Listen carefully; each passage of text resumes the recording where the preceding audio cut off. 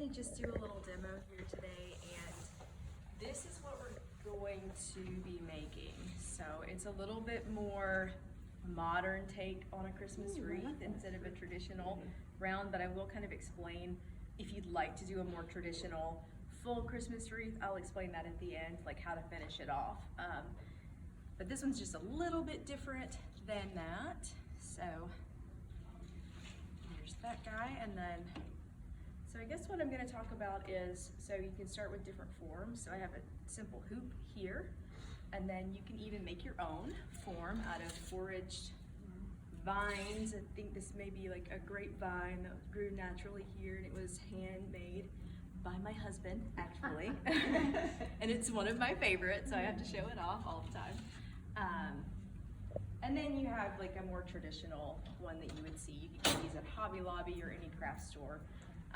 They come in different sizes, and then the grapevine wreaths that you can buy at Hobby Lobby as well, which I don't have an example of that, but I think most people know what those are, like the thicker grapevine wreaths. But so a few tools that you will need to get started.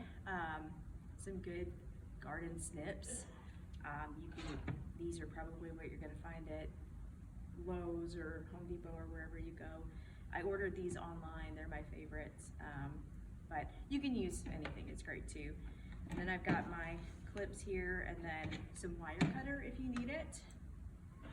So we've got some tapes here. This is some masking tape. I use some floral tape, sticky, and it's a little stretchy. I'll show you guys that in a minute. You've got a coated wire that you can use for other crafts as well. We're not going to be using this today, but this is a great way to attach things if you're doing big garlands or anything. This is really awesome. Where do you get that, Susan? I got this at Hobby Lobby. It comes in a big spool, but it's really great for, like I said, garlands if you're making your own, or you could use it as a guide wire for the garland, and it's pliable, so it's really nice. I've got some wire here, like individual. This is 24 gauge, and 22 gauge is good. This is just what I had available at my store. This is a coated wire. It's a little bit thicker. It's really nice to use as well. If you've got hardier, heavier things, you would want to use something like this. And then just some like chenille could work as well. But our friend today is going to be the paddle wire. And this is, I think these are 22 gauge, or these are 24 gauge here. So I think anywhere from 22 to 24 gauge is great. But this is my favorite tool to use. This is, I don't think you can do it without this. So I'm going to show you how to get started. Actually, let's talk about our materials first. But so I've got some pine here, some cedar somewhere. I picked some nandina because I really liked the color of these berries, because I dried these orange slices and I thought the more orange went with, I thought those colors worked well together instead of the bright red berries, but you can choose whatever you like. And then I got this from a friend's yard. I don't know what it's called, but it's really pretty. Cypress cedar. It's really pretty. I liked the gold color on the tips there, so I thought that was really nice. I had some eucalyptus left over at the shop, so I've pre-cut some eucalyptus. The berries were really nice. It's got kind of that red, this is a seeded eucalyptus. What shop? I am Flory Designs, so I do weddings and event work, but I did just open up a flower shop, gift shop. Oh. It's called Three Blooms. It's right around the corner. So please come visit us.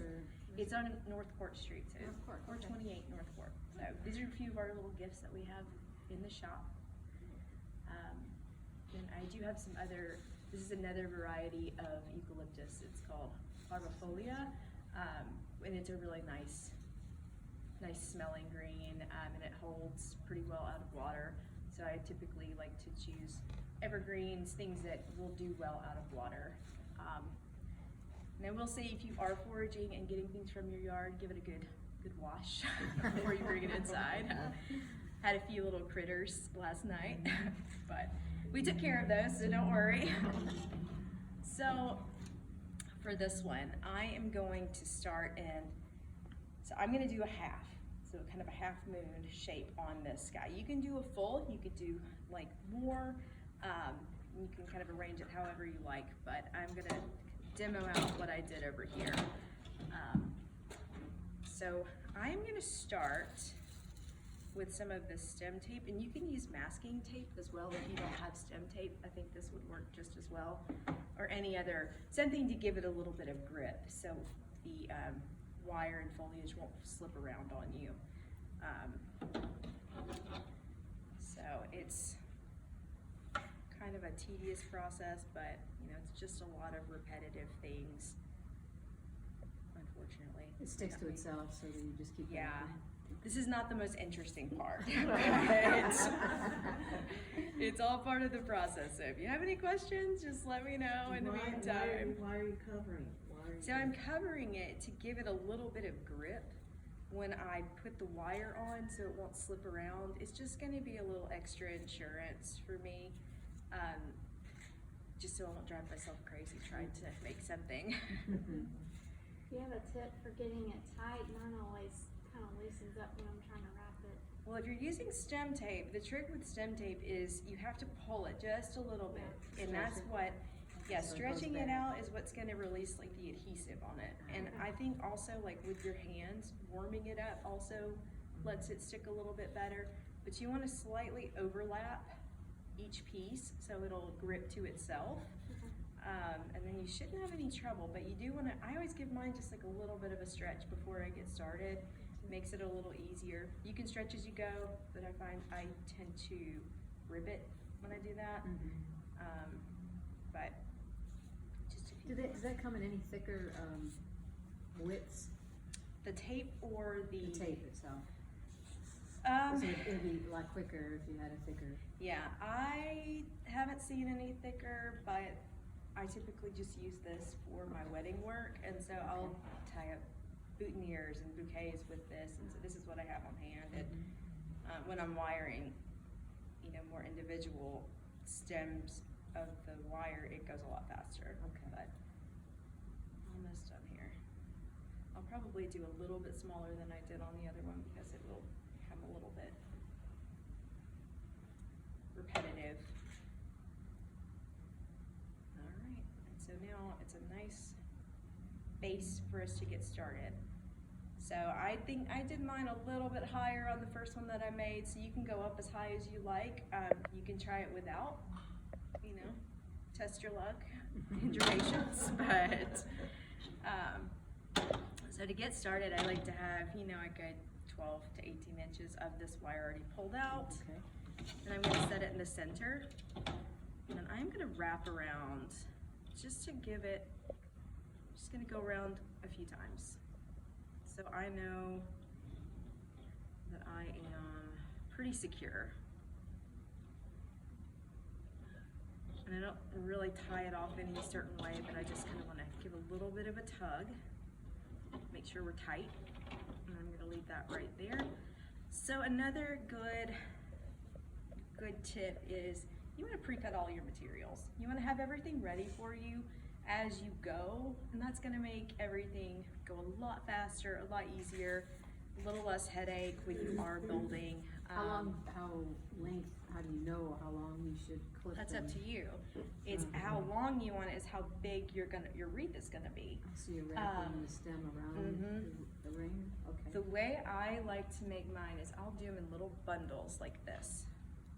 So I'll get them, and I'll add a little piece of the cedar here. It says, and I'll kind of add this in. So I like to make little clusters. Okay.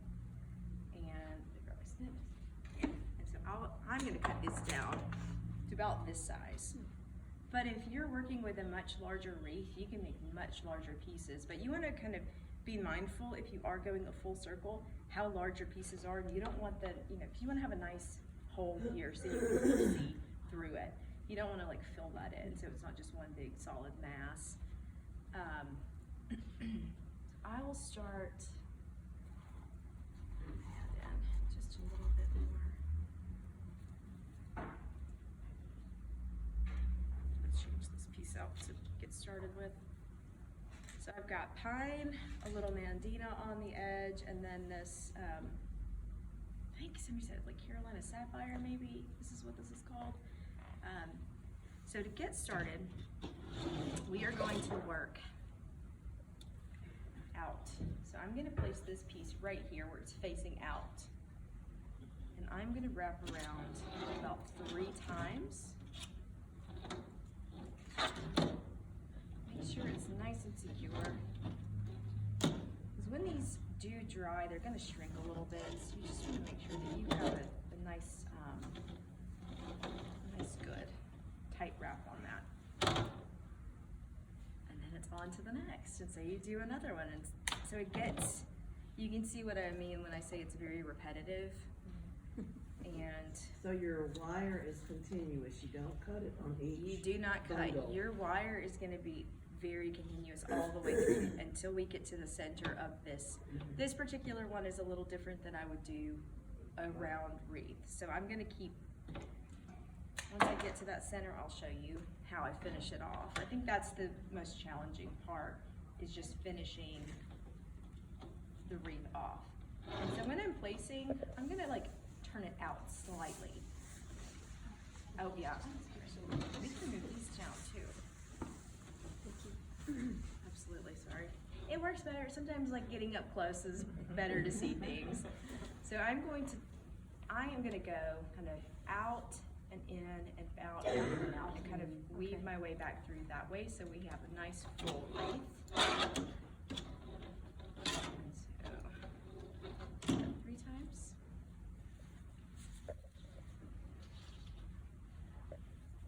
Go ahead and get a few of these laid out for me so we can move a little faster.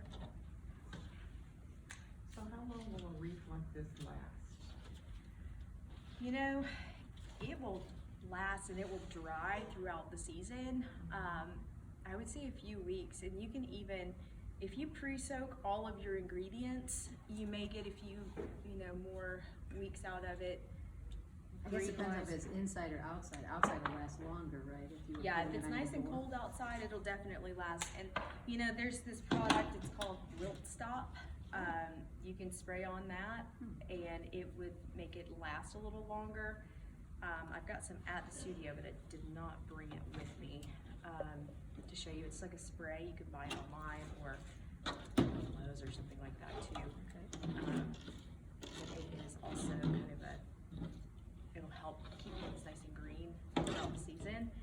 I don't typically use it. I've done it before and I didn't really notice any difference because a lot of this stuff will dry green.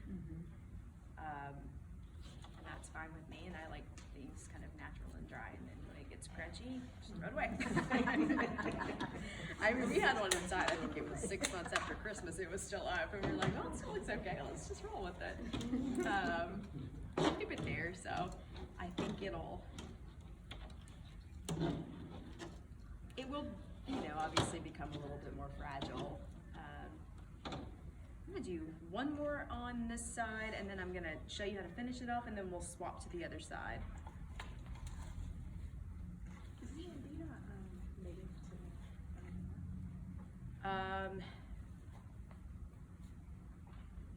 She's a florist, she's not a naturalist.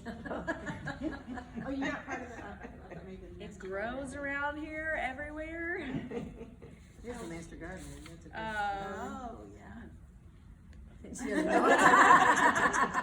I'm from California, I don't know.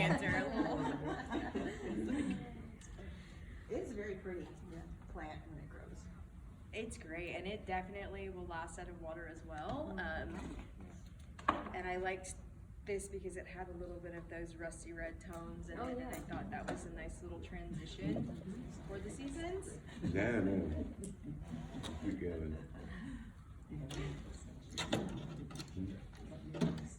Well, I don't love the way it smells, but not my favorite. So for this, I am going to do, one.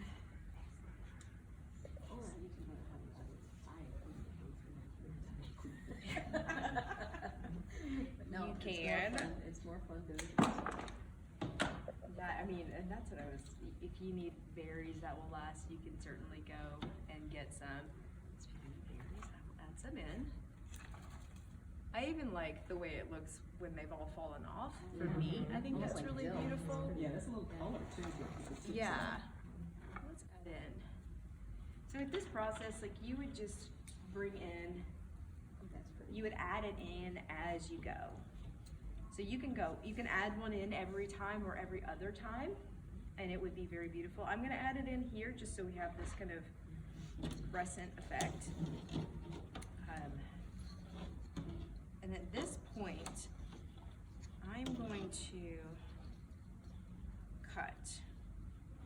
I've got it wrapped around about 3 times. I'm gonna give myself a little bit of space here. And I am just gonna take this and wrap it around pretty tight right here. And then go on to the wreath form. I just wanna make sure this is really secure. We've got it covered on all angles. And Did you you're do gonna about give it a little 4? shake? Did you do about 4 clusters of greenery? I think I did 1, 2, 3, 4. I did about 4, but you can go, as much or as little as you want. I think with that, I feel like it's kind of flopping down. We'll wire that back up. So if you have something that's not staying in place, you can take your wire here. And then give a little cut.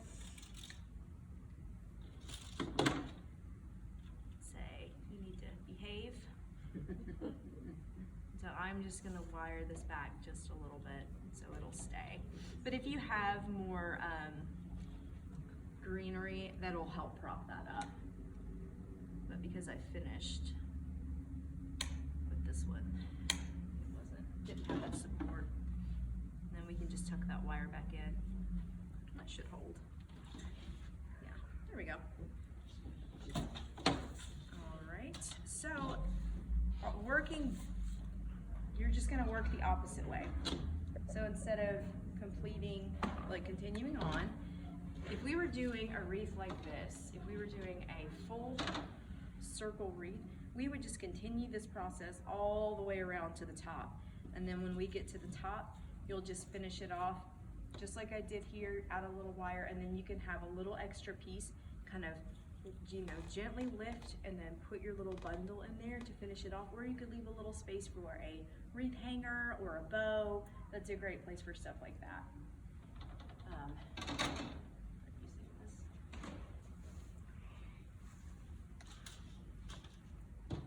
So we will just take, and since I'm going to start with the berry piece, since that's what we ended with last time.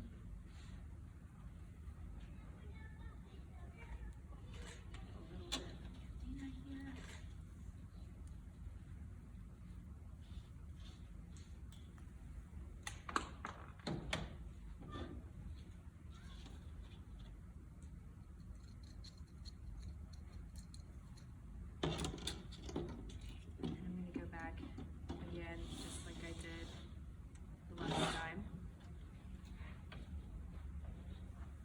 It around.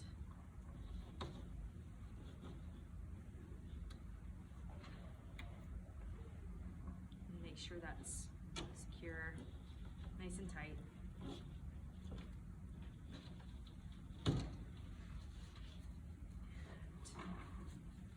For this one, I'm gonna just cut these a little shorter to start, just so we have a little bit cleaner section here. Lay that right on top. So this part's a little trickier going backwards because you kind of have to work underneath your other pieces.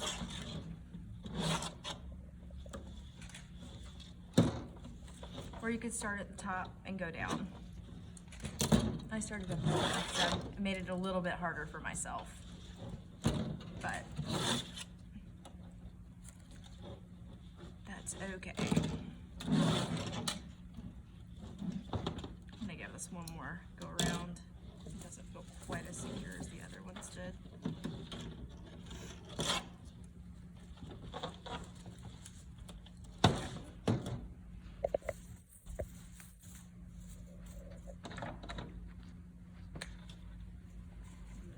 Here, pieces of the Nandina.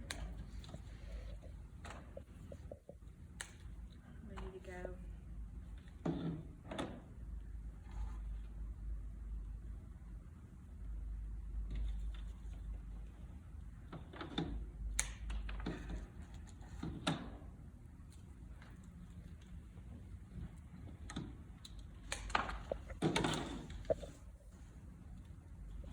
I would say don't do what I did. I would say definitely start at the top.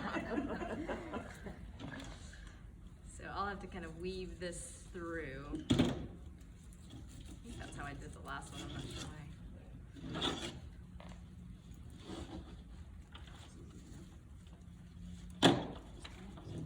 A good place to get your, these Christmas tree places kind of, the last couple ones that are ends of the trees, and so you Yeah. just go ask them and get it all for free. Cause they just throw them away. Some do charge for that. They do now charge you. Some do. Wow, they figured out I how to think if you, monetize it. Figured out. they did. I think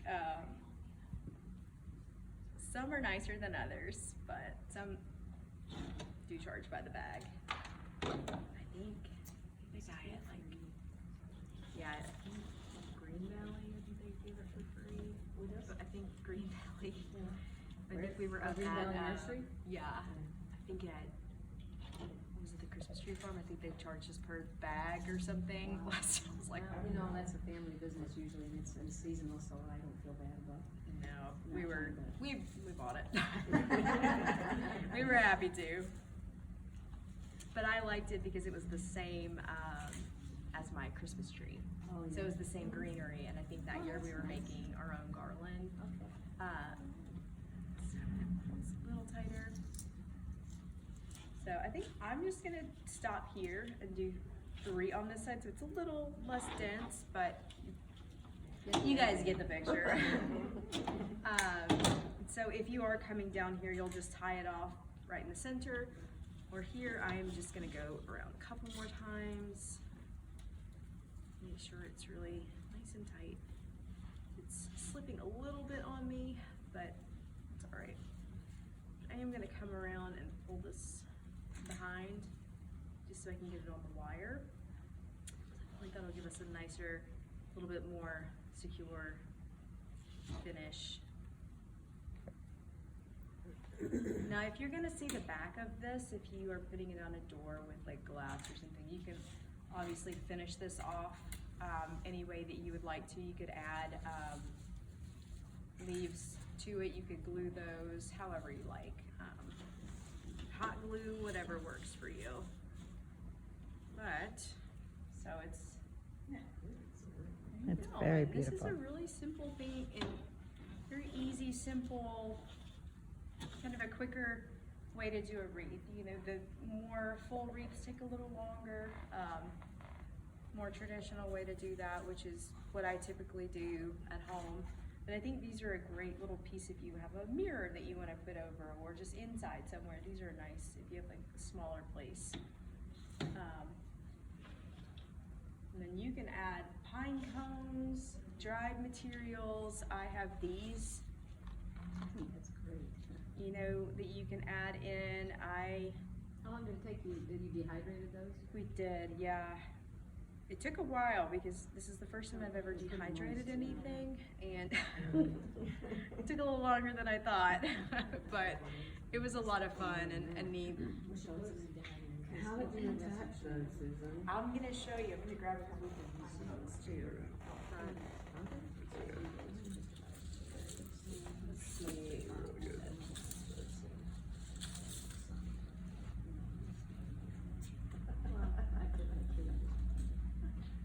Ooh, that's nice. So now we got. That's nice that they're still on the branch. I know. I wanted to show Somebody you. must how have to- robbed the tree for that one. No comment.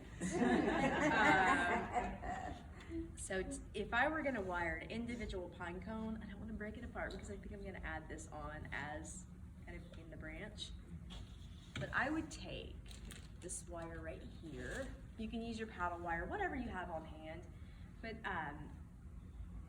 you know, this is a pretty thin gauge. Like it's very flexible, it's very thin. I think, you know, for heavier materials, you may want something a little bit thicker. But for this, for a pine cone, this works really great. So what I'll do is I come around to the back side of it like this, and I will kind of thread my wire. This is hard to see. I'll thread my wire through the bottom of it, and I'll wrap it around, and then I'll just attach it in. And I think that gives you a little bit of like flexibility with like how you point your pine cones, and just kind of get it where you want it, and then you can kind of secure it down and kind of anchor it that way. And then there's also these little picks you can get. You can make your own. It's just basically a wooden skewer with a wire attached to it. You can wire something in, and then you can pick it in. If you have an arrangement that you're doing, like, and you want to do pine cones that way, this is a great little tool that I use a lot. But for today, I'm just going to use this wire to get some of the dry product in. I mean, I've seen a lot of stuff on, you can add anything in, really. Does the dried orange still have a scent? Mm-hmm. Oh, right. Yeah, you're welcome to come taste one. But And are those regular oranges and blood oranges? so, they were supposed to be all blood oranges, but it looks like there were a few regular ones in there. Okay. You can see like the color variations. I love the They're contrast. beautiful. I did these to do a garland with, but I thought they would make a really lovely addition to these wreaths. So I'm gonna do a little hairpin. Took my wire, made a little hairpin like this. I'm going to find a little spot to sort of gently push this into. You go all the way through like this. So I've connected them together. We'll just find a little spot here that we like. Kind of nestle those in. Just kind of keeping up with where your wires are. It was easier on the other when there were no pine needles, so that one's a little trickier.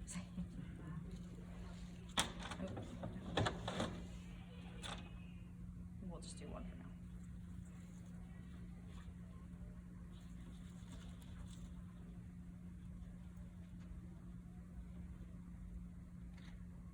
Alright, here we go.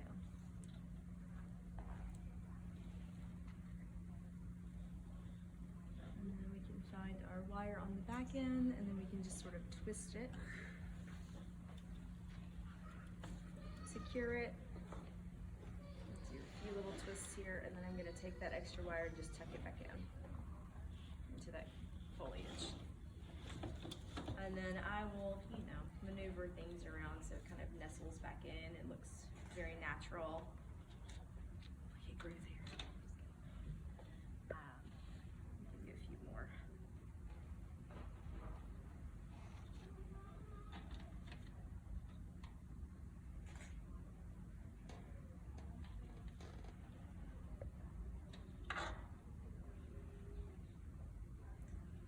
Let's see if I can get this one to work for me this time.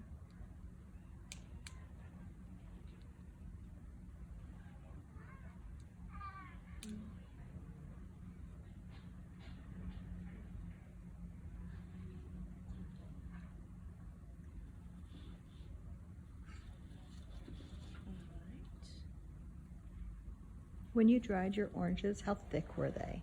Because they are flat, and I'm surprised. I used a mandolin slicer, and I believe it was at, what did we do? 1/4? Okay.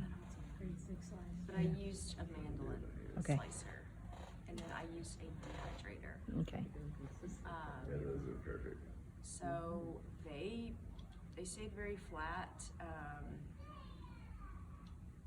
Some of them got a little crispier. I started on a much thinner slice and it seemed to be just really thin. I knew I wanted to use these for decoration, so I wanted them to be a little bit thicker. It did take quite a while, so I think I started with 12 hours, but it was at the lowest setting because I've never dehydrated before.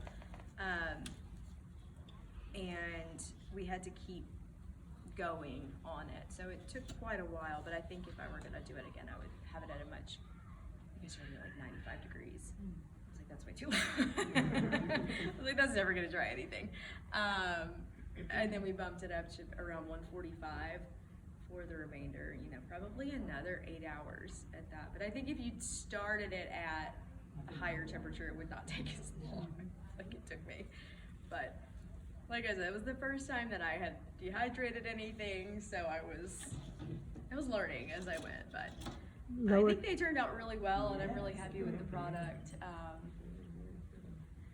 Lower temperatures are to preserve nutrients, Oh, so higher temperatures will Unless work. you're gonna eat your wreath, who cares? that wasn't the goal. Well, that's good to know because now we have a dehydrator at the house, and Yeah. we may get into making some food. I am not gonna lie, I'm not very good at making bows, so I don't think I'm gonna add like a big one on, but I do have some ribbon here that I pulled from our little shop, and I can add it on here. To be honest, I'm not a big bow fan. I like the cloth. Yeah, I'm not gonna cut that. Those are silk ribbons, which I use a lot in my work for weddings, which I prefer. Silk.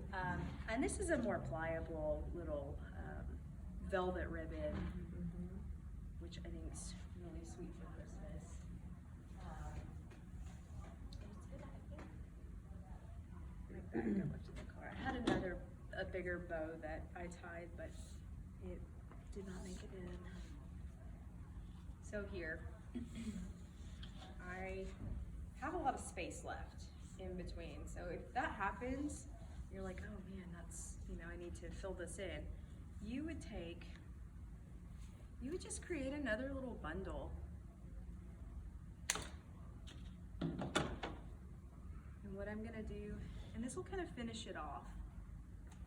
If you have space left over, a big gap or anything like that, and this is how you would kind of do it at the top if you are finishing off the top. What else do we need?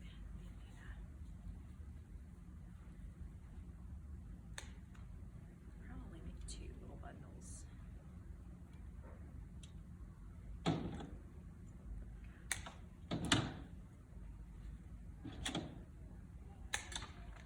Make these a little bit shorter.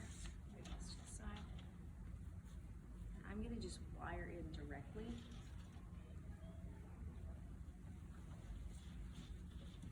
So I'm tucking it underneath the other one here.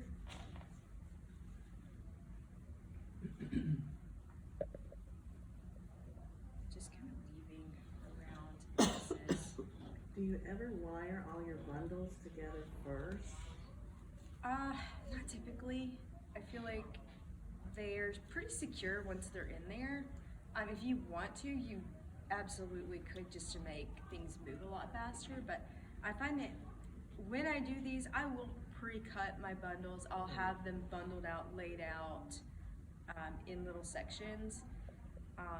You know, I just kind of guesstimate how many I think that I'll need. So that already finished. Oh, that is so pretty. Filled that hole, and then let's do a little ribbon. And if you had like a thicker ribbon, it would cover up more of it as well.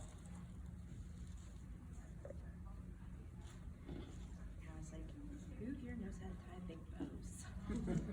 We'll do that workshop next. I think it could be one. I think there is an art to that, no doubt.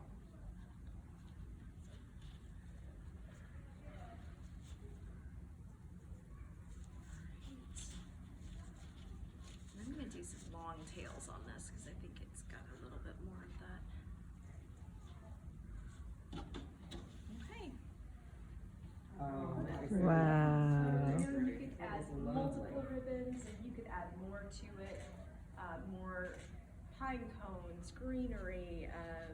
You know, magnolia leaves would be really beautiful in something like this.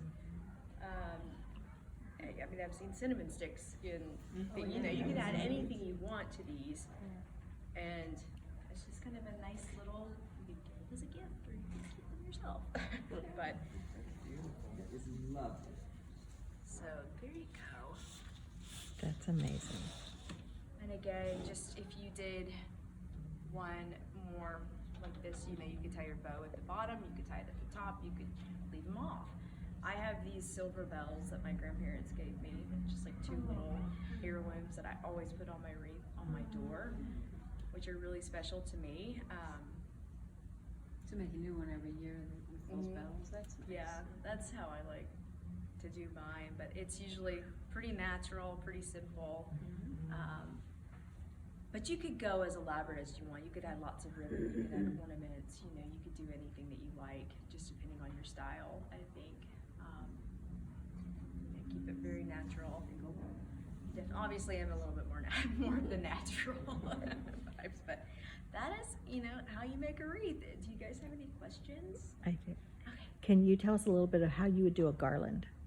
Yeah, absolutely. Because you have a little bit of material left. I thought maybe you could So show if us. you, the garlands are a little trickier.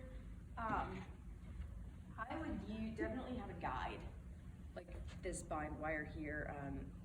It's just like a coated wire. I don't remember the name of it. I didn't bring the whole, but it comes in maybe 10, 20 feet. You know, you can get sections, but if you were gonna do like 6-foot garland, you're gonna measure out your 6 feet. And you can also tie a little loop here if you want to hang it. This is a really good opportunity to create a hanger. So you just kind of twist it around, and then you have a little built-in. Just so you can make your little swag if it's just going over a door or on a mantle or anywhere you like. But, I mean, if you don't want to do that, you don't have to, because nails work just as well. Or another piece of wire you can wire, I mean, however you want. But, you know, if you've got the opportunity to build it in already. See, it's essentially the same thing. Just You could going in use, line instead of circle. you can use one material, or you could use, I'm trying to think of anything larger back here. I would use a little bit bigger pieces than this if you're gonna do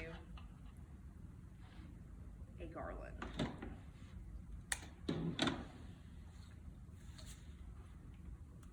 But you would take, essentially do exactly the same thing. You would take your paddle wire,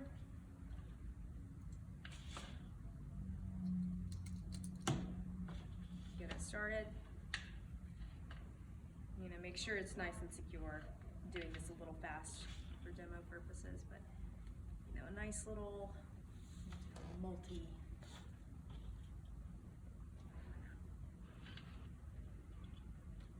Take it. It's a little trickier because it will move a little bit more. But again, like bundles like this. So it's already tacky enough, you don't need the green tape on it. Yeah, this has got that give to it. It's a rough material. Let's see.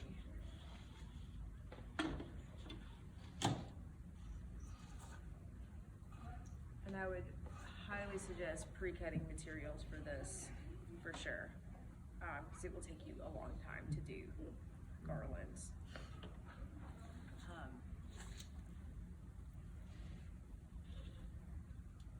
A little bit longer than wreaths, depending on how much you're doing. Move that so I can see better. Oh, yeah. Absolutely. Sorry. Okay. And the closer that you get your bundles together, so if you have them and you put the bundles down like this, you're like, oh, that'll work. But when you do that, it's gonna show. So you're gonna wanna make it nice and tight like this, and you can do, you know, like I said, one material is probably plenty for a garland, but if you wanted to mix it up and add in a few other items, you know, that jazz it up a little bit. You can. If you used a magnolia leaf, you would just include it in your bundle? I would. I would try and find one like with a little bit of stem on it, so it'll stick in there. But if you needed to wire it in, like I did with the oranges, that's how I would do it if I needed to. Because sometimes they'll, you know, they're a little bit shorter. But you can use that. I don't have a good leaf to show you, but I'll show you a little trick that will work with a magnolia leaf. Probably do it with a mandina. So if you have a big broad leaf like a magnolia, let me see, a little piece of wire. I'll use this guy over here.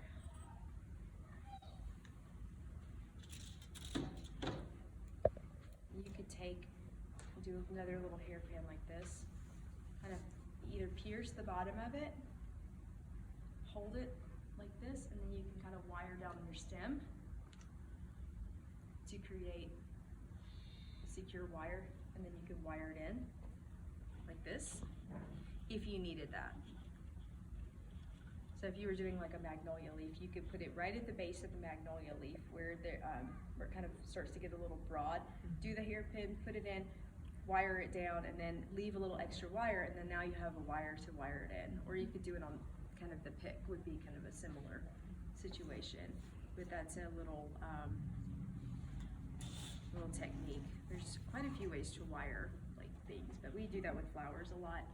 We'll do certain stems or leaves to get those in. But like I would probably use pieces about this big, but all of mine are cut a little bit shorter here.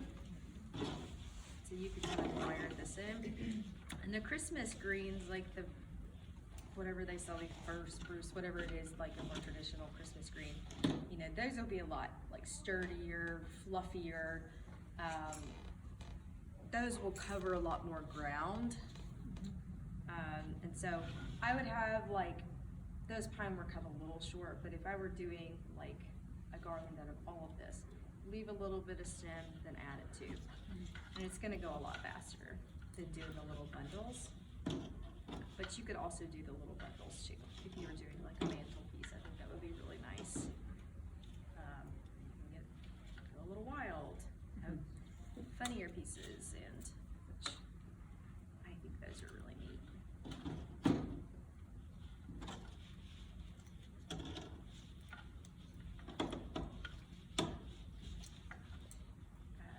But you can see how it's kind of starting to take a little bit of shape here. That's beautiful. And that, you know, then you could move as a piece, and since it's already got its little stem.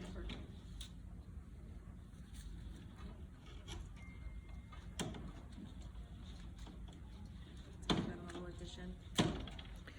When you brought stuff in to clean them from the little critters, did you use bleach or vinegar? What did you do? I just use water. Okay. I think a little bit of vinegar would be good, but I don't know like what vinegar would do to the foliages. So I just used water. Let them soak overnight, and that seemed to take care of any issues. But it also hydrates as well. I leave a lot of this stuff outside, like if I do natural. I mean, I've done a few inside as well, but I mean, I think it's just when you forage for materials, it's just a little bit, it's part of it. I'm not a big bug person either, like, so, Abraham can tell you, I'll be the first one to scream and run at a spider. But I do love foraged materials and natural elements. So, you know, you can go as wild as you want to with these. You can go as big or small. I think that's kind of the nice part about being able to create. But that's a essentially, you know, that's how you would create a garland. You know, you just decide on your materials that you'd like to use and repeat the process a million times. But, yeah, it just takes a lot of time. It's a good afternoon, like sitting around. If you've got a nice big table, you can sit around and do that with the family, or you know, whatever you like. But it's a nice, it smells great, and I think it's a beautiful addition to your home or in the holidays. Thank you. Tell us about your business. Yes. So we just started a retail store. It's at 428 North Court Street. It's called Three Blues Market. We sell gifts. We've got candles, cards. I'm doing some dried flowers, but I'm also doing a stem bar, which is you will go in and you can choose which stems you would like, and I will wrap them up for you if you need a little bit of help. Somebody can be there to help you put together a bouquet, or you could do kind of a special order arrangements. So we just opened last week, and we'll be open all this week. We're gonna have a little grand opening this Friday night from 4 to 6, excuse me. So yeah, come and see us. We've got lots of gifts, some gourmet foods, flowers, a lot of good stuff. Thank you What's so the name of your much. business? It's called Three Blooms. I've got some business cards here if you'd like to take one with you, but I'd love to see you guys in the shop. All right.